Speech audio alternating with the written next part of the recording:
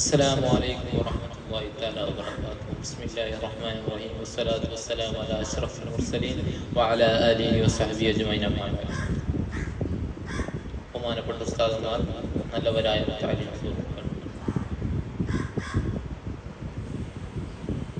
ഇന്ന് ലോകം മുഴുവനും ചർച്ച ചെയ്യപ്പെടുന്ന ഒരു വിഷയമാണ് മതം എന്നുള്ളത്. കാരണം മതനിരപേക്ഷകരും മതത്തിനെ തെറ്റായി വൽക്കരിക്കുന്നവരും മതത്തെ നിയമങ്ങളെ അടിച്ചമർത്തുകയും ചെയ്യുന്നവർ വർദ്ധിച്ചു വരുന്ന കാലഘട്ടത്താണ് നാം ഏവരും ജീവിച്ചു കൊള്ളുന്നത്. ഇവിടെയാണ് നാം മതം എന്താണെന്ന് ആദ്യം അറിയേണ്ടത്. മതമെന്ന് പറഞ്ഞാൽ ബുദ്ധിയുള്ളവരെ അവരുടെ ഇഷ്ടാനുസരണം പരമോത്തമായ ലക്ഷ്യത്തിലേക്ക് നയിക്കുന്ന യഥാർത്ഥ ശ്രേഷ്ഠാവിന്റെ സംവിധാനമാണ് മതം എന്നുള്ളത്. ആ മതത്തിൽ പഠിപ്പിക്കുന്നത് തന്നെ കാരുണ്യവും സ്നേഹവും, എങ്ങനെ ജനങ്ങളോട് പെരുമാറണം, അയൽക്കാരെങ്ങനെ ബഹുമാനിക്കണം, പാവങ്ങളെ കാണുമ്പോൾ അവരെ സഹായിക്കണമെന്നൊക്കെയാണ് പഠിപ്പിക്കുന്നത്. എല്ലാ കർമ്മങ്ങളും ഒരു അടിസ്ഥാനപരമായിട്ടാണ് മതങ്ങളിലുള്ളത്. ഓരോ നിയമങ്ങളും അവന്റെ ജീവിതത്തെ ബുദ്ധിമുട്ടിക്കാനുള്ളതല്ല, പക്ഷേ അവരെ സംരക്ഷിക്കാൻ വേണ്ടിയുള്ളതാണ്. ഉദാഹരണം, ഹിജാബ് ധരിക്കൽ, അതേപോലെ മറ്റു സൽക്കർമ്മങ്ങളൊക്കെ അത് ഒരു വ്യക്തിയെ സംബന്ധിച്ചിടത്തോളം അവന്റെ ഒരു സംരക്ഷണമാണ്, അവന്റെ ആരോഗ്യത്തിന് ഫലവത്താകുന്ന കാര്യമാണ് മതത്തിലുള്ള ഓരോ കാര്യങ്ങളും പ്രവർത്തനങ്ങളും.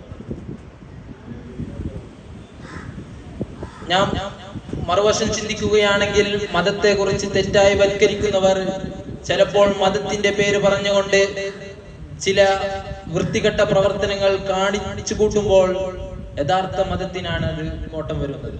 അതിനുദാഹരണമാണ് ജമ്മു കാശ്മീരിലെ പഹൽഗാമിൽ നടന്നൊരു സംഭവം. നാം ഇനി നോക്കുകയാണെങ്കിൽ മതം പകർച്ചയാകുന്നത് എവിടെയാണ്? നമ്മുടെ യഥാർത്ഥ മതത്തെ സംബന്ധിച്ചിടത്തോളം മറ്റു മതങ്ങൾ നമുക്ക് മതമെന്ന് പറയാൻ പൂർണ്ണ രൂപത്തിൽ പറ്റുകയില്ല. കാരണം അത് സംസ്കാരമാണ്, സംസ്കാരാടിസ്ഥാനത്തിലാണ് അവരൊക്കെ ജീവിക്കുന്നത്. എന്താണോ നാട്ടു നടപ്പ് അതനുസരിച്ച് ജീവിക്കുകയും അവർക്ക് അതിന്റെ തുടക്കമോ ഒടുക്കമോ തീരുമാനങ്ങളോ നിയമങ്ങളോ ഒന്നും അറിയില്ല.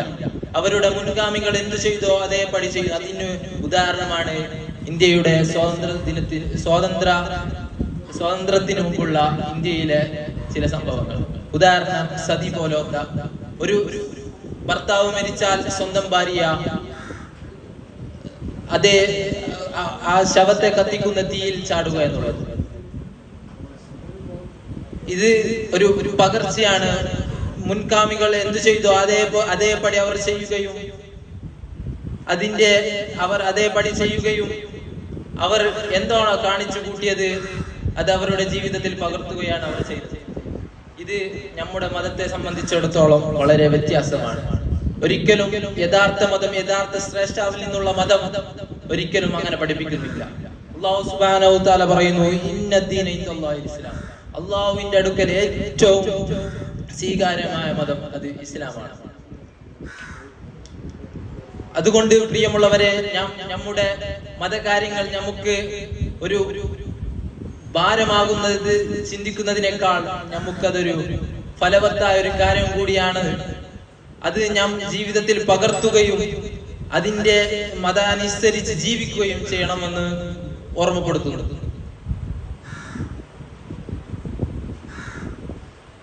മതത്തെ തെറ്റായി വൽക്കരിക്കുന്നവരോട് പറയാനുള്ളത്, നിങ്ങൾ ഒരിക്കലും മതത്തെ കുറിച്ച് പറഞ്ഞിട്ടില്ല.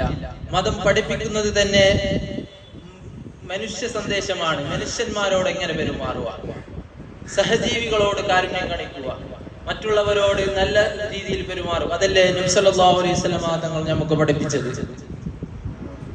മതം ഒരു ഭാരമാകുന്നതിന് പകരം അതൊരു പ്രകാശമാണ്. അത് നമ്മുടെ ലക്ഷ്യസ്ഥാനത്തേക്ക് എത്തിക്കാനുള്ള ഒരു വഴിയും കൂടിയാണ് പറഞ്ഞുകൊണ്ട് മാത്രം ഞാൻ എന്റെ വാക്കുകൾ ചുരുക്കുന്നു. അസ്സലാമു അലൈക്കും.